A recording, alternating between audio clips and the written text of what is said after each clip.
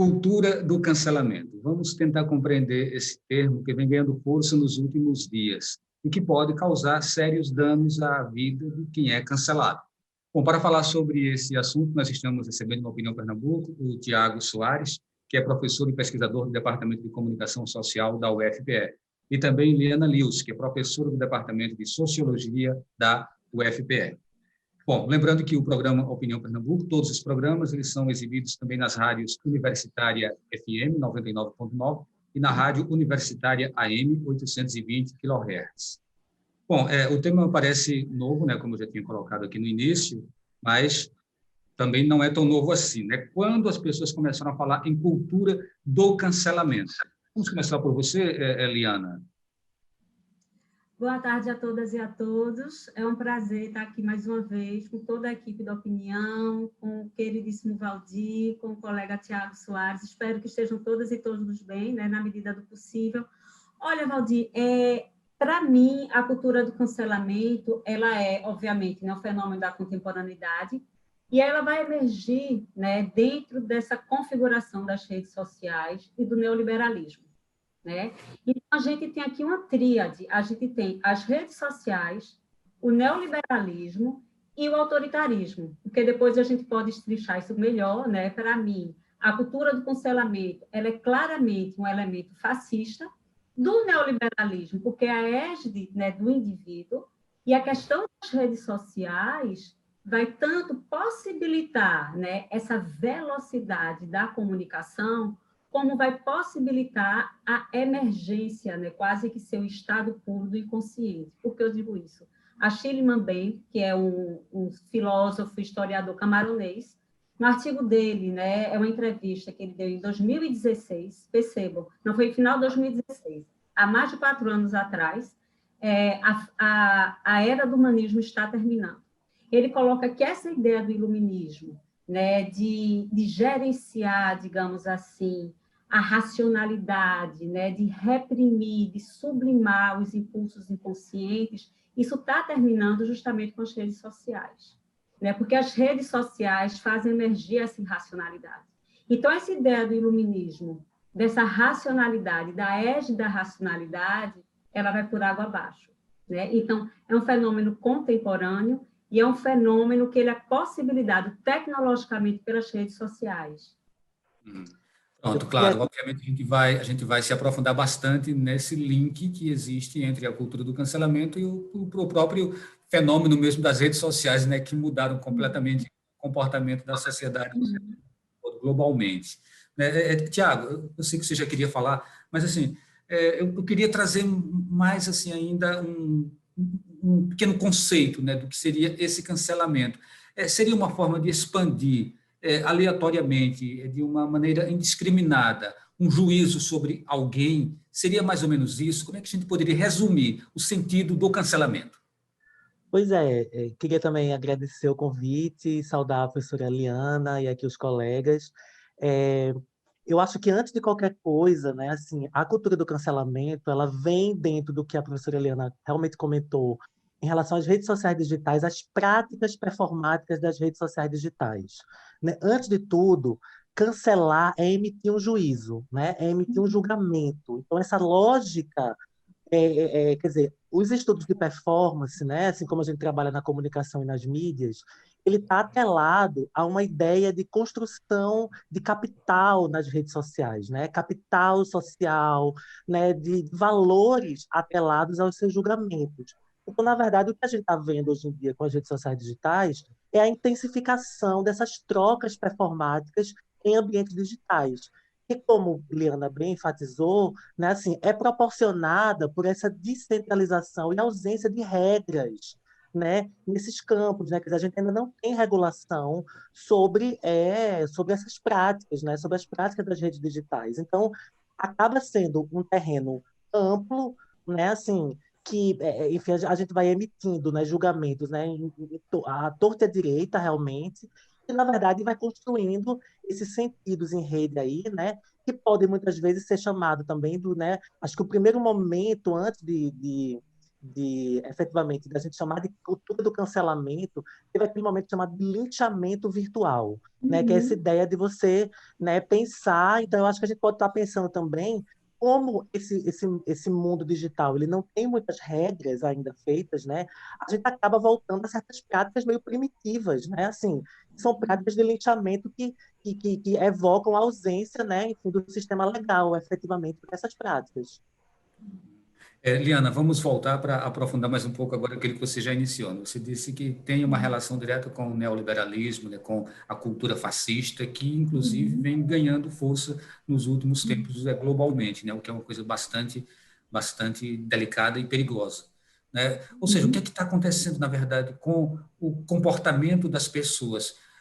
São influenciados pelos líderes mundiais, mas as pessoas, elas escolhem esses líderes mundiais, né? O mundo deu uma guinada recentemente em que os governos progressistas eles foram simplesmente anulados, né, para dar lugar a governos de ultradireita. Agora que a gente já começa a respirar um pouquinho, né, com a queda de Trump, né, a Argentina também já deu uma nova respirada, ou seja, esse vai e vem, isso é natural? Por que acontece isso? Que cabeça é essa do ser humano? Né? A gente fica louco querendo entender o sentido da vida humana e do pensamento humano.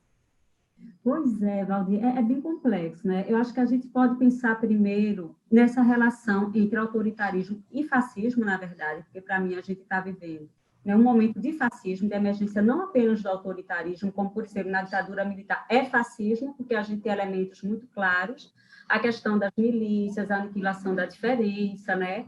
E o neoliberalismo. Veja, o que é o neoliberalismo?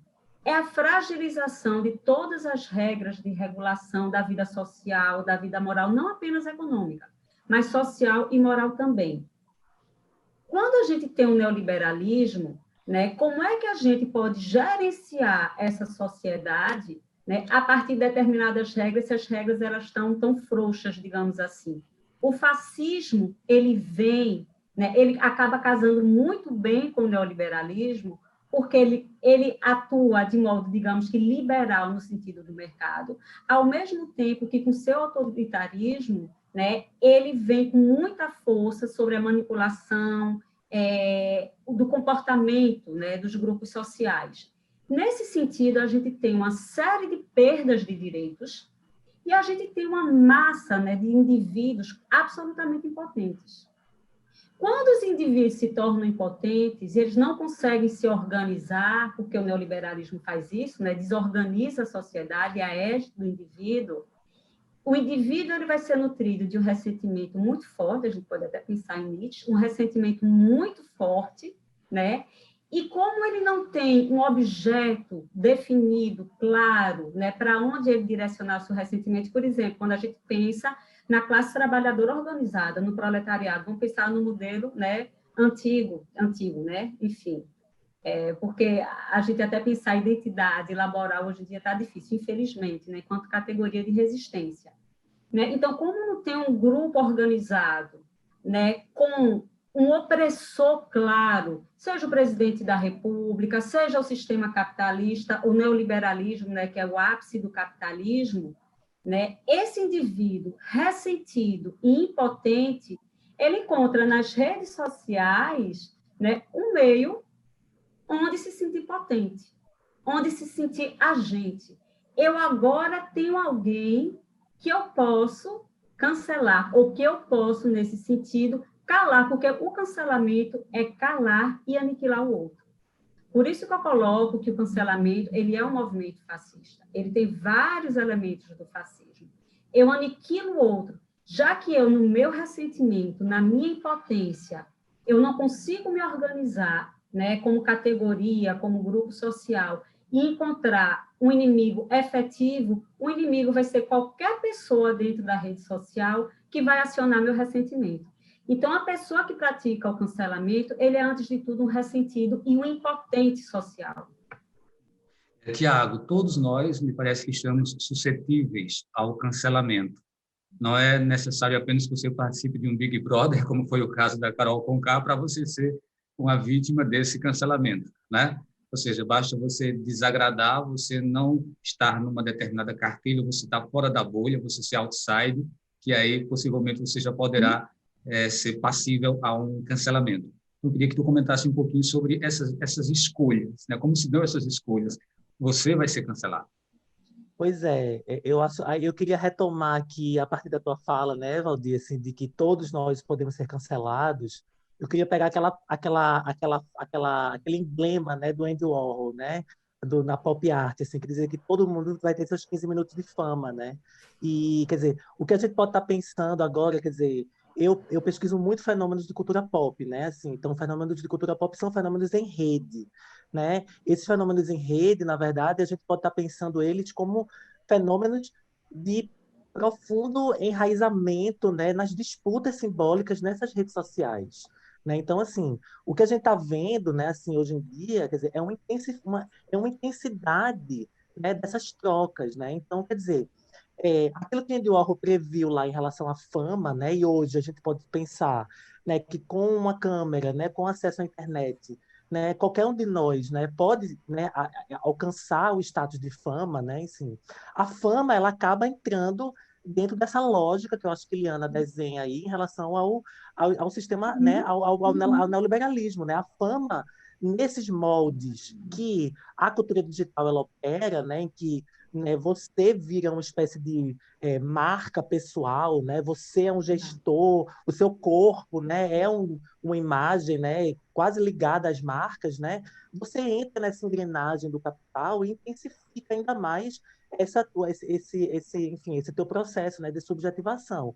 Então, na verdade, aquilo que Andy Warhol previu lá na cultura, na pop art, né, da fama, eu acho que a gente pode pensar que essa intensificação que a gente está vivendo agora nas redes, ela se espraia para essa máxima de que, assim, todos nós podemos ser cancelados, porque, de alguma maneira, a gente está vivendo em rede, a gente está se conectando, a gente está falando para públicos que a gente, em tese, não sabe muito bem, né, como é que vai ser esse tipo de... A gente não tem mais uma demarcação tão clara de espaço, tempo, né, enfim, as temporalidades também elas estão mudadas, né, agora nas redes sociais. Você pode falar uma coisa, ser arquivado, né, e depois essa sua fala ela ser ressignificada no outro contexto. Então, o sistema de arquivamento das redes, né, ele também é muito propício a esse tipo de atitude, né, que acho que, como Liana coloca, autoritária, fascista, né, como a gente está observando.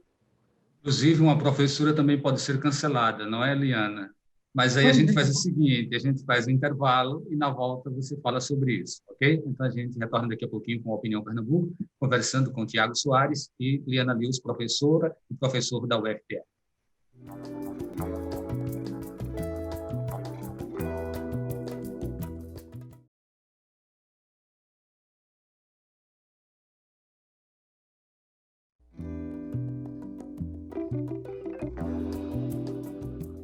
Estamos de volta com o programa Opinião Pernambuco, falando sobre cultura do cancelamento. Nosso convidado é o professor Tiago Soares, do Departamento de Comunicação da UFPE, e também a professora Liana Lewis, do Departamento de Sociologia. Bom, a gente estava falando sobre as escolhas. Quem está suscetível a um cancelamento? E eu coloquei para a Liana, né, que uma professora ou um professor, de repente, pode ser vítima também de uma armadilha como essa. E ela, inclusive, ela coloca uma questão que a envolveu. Então, Liana, está com você a palavra.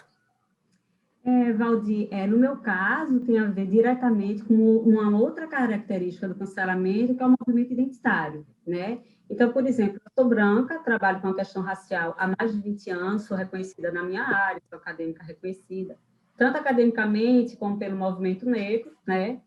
E, enfim, eu estava na sala de aula, na disciplina de Relações Raciais, e comentando o fato, né, de eu ser branca no Brasil, isso sempre me privilegiou, né, me possibilitou ter uma vida que eu não sou marcada pela questão racial.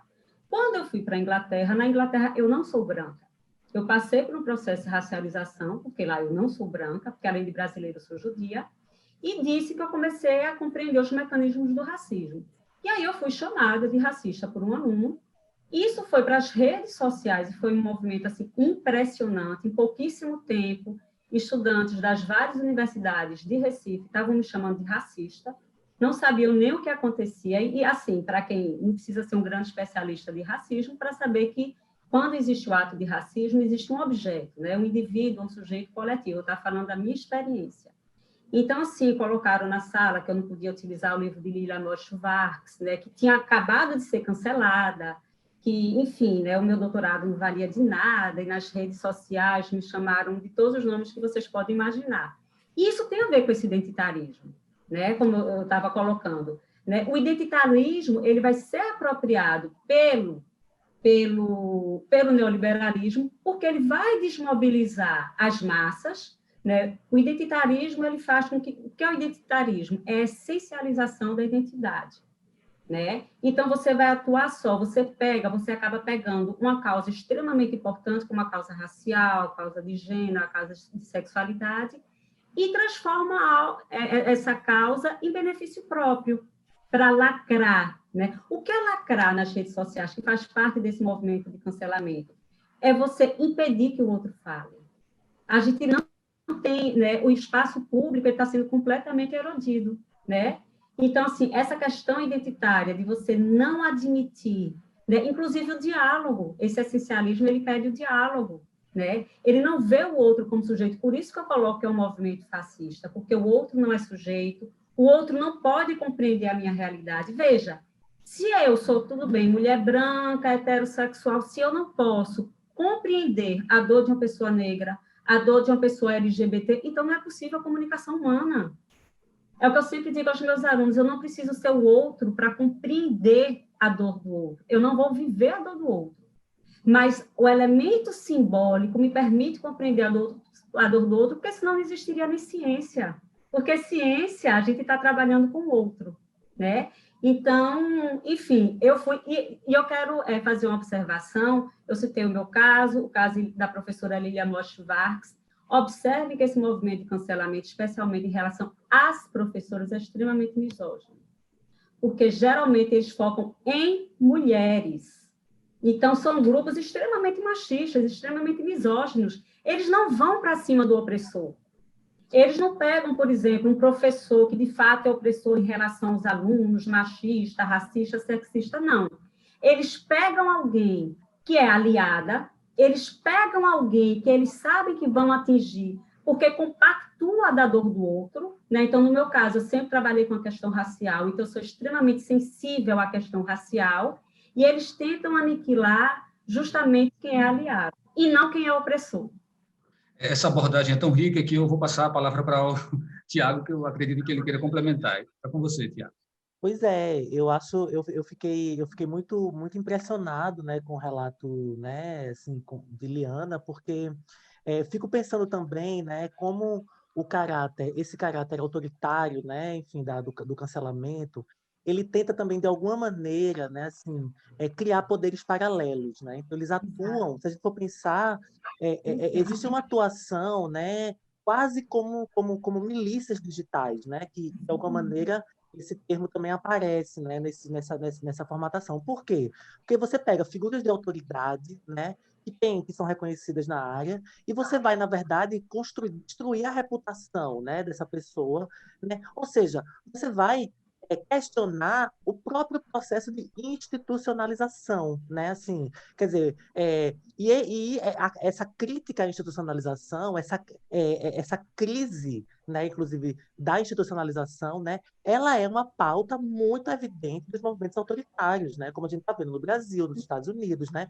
que é isso, assim, os governos, né, de extrema direita, né, a primeira coisa que eles vão fazer é exatamente questionar a instituição da mídia, a instituição da justiça, né, enfim, e vão criar poderes paralelos, né. Então, quer dizer, é uma lógica que está muito atrelada à dinâmica das redes digitais, né, de capilarizar os poderes, né, enfim, essa capilarização dos poderes ela é muito perigosa. Eu costumo muita gente, né, a gente discute muito liberdade de expressão no curso de comunicação, obviamente, assim, e a gente também tem que discutir os limites e os perigos da liberdade, né, porque a liberdade ela existe, ela é fundamental, mas a regulação a gente só consegue funcionar como sociedade porque existe regulação, né? Então, a regulação ela é fundamental e, nesse sentido, a cultura do cancelamento ela é uma espécie de resposta, né, a esse processo de capilarização dos poderes, né, que as próprias redes digitais elas imprimiram, né? Então, a gente está um pouco aprendendo, lidando e sofrendo, né? Eu acho que o relato de Liana é muito potente para a gente perceber o sofrimento que isso também está causando, né, em todos nós. Olha, minha gente, por incrível que pareça, a gente só tem agora uns 3 minutos para terminar o programa, assim, voou, né, muito rapidinho. Mas aí eu queria ver se dava para a gente falar, dividir esse tempo aí, começar com Liana, falando sobre as estratégias táticas que são montadas, repostagem, onde a fake news entra também para corroborar, né, para potencializar esses cancelamentos, né? Como é que se processa isso? Como é que se monta um esquema de cancelamento? Como se monta um esquema de cancelamento? Sim, para a gente exatamente poder se precaver e não deixar que ele nos atinja.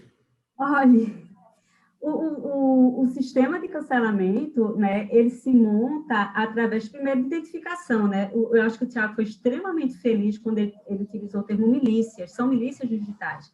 E a milícia é um dos elementos do fascismo, né? A militarização, a milícia, a permasculinidade, a aniquilação do outro, o discurso da violência, né? Então, essas milícias que elas são formadas, é muito difícil a gente pensar numa resposta organizada, porque, como o Tiago também colocou, é muito capilarizado, né? Então, a gente acaba, né, tendo que fechar cada vez mais esse universo, né? Por exemplo, eu sou professora, né? Então, assim, o meu Face ele era aberto, porque, para mim, o Face é um espaço de conversa, digamos assim, de diálogo político, né? Quando eu fui extremamente atacada, né, de forma extremamente violenta, você acaba fechando, e isso é que é o lamentável. Você acaba fechando e você acaba conversando cada vez mais com os seus próximos.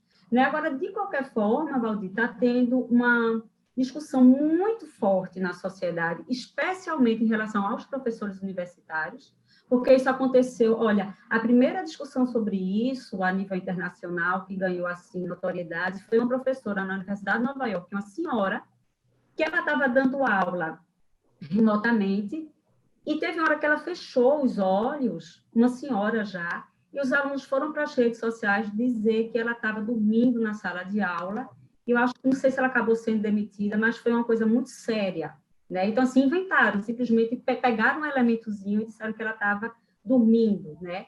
Então, como o Tiago colocou, são pessoas em figura de autoridade, né? Em lugar de autoridade, que tem a ver com a representação das instituições, né? Mas está havendo uma discussão, e eu acho o seguinte, Valdir, é um fenômeno muito novo, mas que já está gerando um desgaste emocional e social muito grande. Se a gente continuar dentro desse movimento de barbárie, não tem sociedade que se sustente. Vai ter que ter alguma regulação em relação a isso, e alguma regulação, inclusive da subjetividade desses, digamos, milicianos digitais. Pronto, então, Tiago, esse é o momento de a gente pensar em um contra-ataque ou apenas em defesa?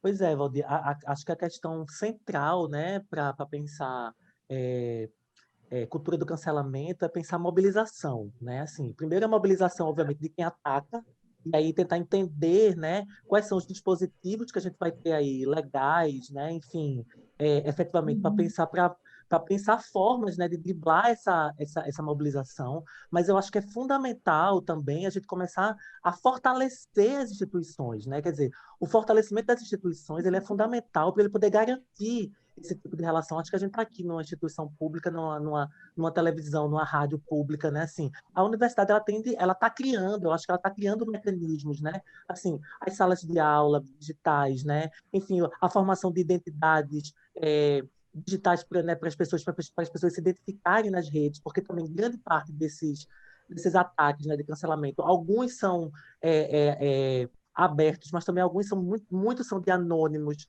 né? São de pessoas que se passam por outras, de robôs. A gente está vivendo agora, gente, a gente tem que pensar no pós-humanismo mesmo, né? A gente não identifica mais quem é real, quem é robô, né? Numa rede social como Twitter, como Facebook, que você cria um perfil. Então, assim, as redes, elas são espaços privados. A rede não é espaço público no sentido... A rede, ela é do Mark Zuckerberg, ela tem regras, e essas regras são privadas. Se não houver uma discussão do Estado público, né, sobre regulação de meios de comunicação digital, a gente não vai avançar. A gente vai ficar nessa barbárie, como Liana colocou. Precisa haver regulação do Estado, precisa haver debates públicos para que se regulem essas instituições que são privadas. O Instagram, o Twitter, eles são pertencentes a grandes conglomerados de mídia. Se não houver debate público com os estados em torno disso, a gente não vai avançar e a gente precisa desses comitês de assessoramento, de agências de vigilância, né? Agências reguladoras, para que a mídia ela seja regulada. Então, isso é um passo fundamental para que a gente consiga, primeiro, identificar quem são os atores dessas ações e regular isso tudo.